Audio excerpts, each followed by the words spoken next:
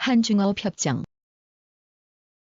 황해상의 어업 분쟁을 해결할 목적으로 한국, 중국 사이에 맺은 어업협정. 1989년 12월 한국, 중국 양국의 민간단체 사이에 어선 해상 사고 처리에 관한 합의서가 체결된 뒤 1993년 12월부터 정부 간 어업협정 체결을 위한 실무회담을 시작해 19회에 걸친 마라톤 회담 끝에 2000년 8월 3일 정식 서명하고 이듬해 4월 5일 중국 베이징 북경에서 열린 한중수산당국 간 고위급 회담에서 최종 합의함으로써 2001년 6월 30일부터 발효한 한국, 중국 사이의 어업협정이다. 역사적으로 볼 때 1980년대 초까지는 한국 어선이 중국 연안에서 더 많은 조업을 했으나 1980년대 중반 이후에는 중국 어선의 한국 쪽 수역 조업이 급증하고 그에 따른 자원의 고갈과 한국 어민들의 피해 누적 등 계속해서 문제가 발생하였다. 더욱이 1994년 국제연합해양법 협약이 발효된 뒤 1996년 한국, 중국, 일본 3국이 이를 비준함으로써 새로운 어업 질서 구축의 필요성이 대두하였는데 이에 따라 진행된 일련의 협상 끝에 1998년 11월 가저인한 뒤 2000년 8월 정식 서명을 거쳐 이듬해 드디어 최종 합의에 이른 것이다.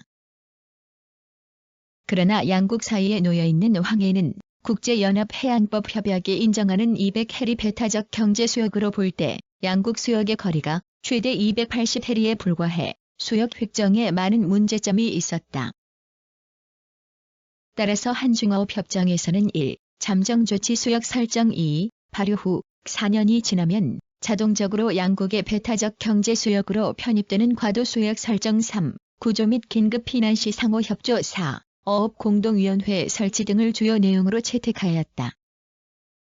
잠정조치 수역이란 한중 양국이 공동으로 해양생물자원 보존을 위해 어선수 제한 등 양적 관리를 실시하는 수역으로 양국 수역권의 가장 바깥쪽에 해당하며 과도수역은 협정 발효일인 2001년 6월 30일부터 양국이 공동으로 조업을 하되 4년 후인 2005년 6월 30일부터는 양국의 배타적 경제수역으로 편입되는 수역이다. 특히 이 협정의 타결로 인해 그동안 양국 사이의 가장 큰 협상 쟁점이었던 동중국해 현행조업 유지 수역의 범위를 제주 한일 중간 수역보다 남쪽으로 확장한 북위 29도 40까지 설정함으로써 중국과 일본의 잠정조치 수역 이남인 26도와 27도 사이에서도 한국 트롤어선 40척, 통발어선 30척, 낚시류어선 120척이 조업할 수 있게 되었다.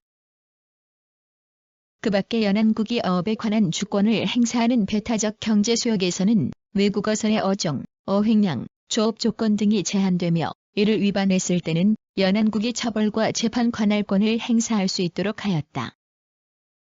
이에 따라 한국 어선이 중국의 배타적 경제수역에서 조업하기 위해서는 금지구역 및 금지기간 등 중국의 규제 조치를 준수해야 하는데 협정 첫해 상대국 배타적 경제수역 내 입어 척수와 어획 할당량은 한국이 어선 1042척에 6만 톤, 중국이 2796척에 10만 9600톤으로 하되 2005년 1월 1일부터는 대등한 수준으로 조정하기로 하는 등 한국 측에 유리하게 타결되었다는 평가를 받았다.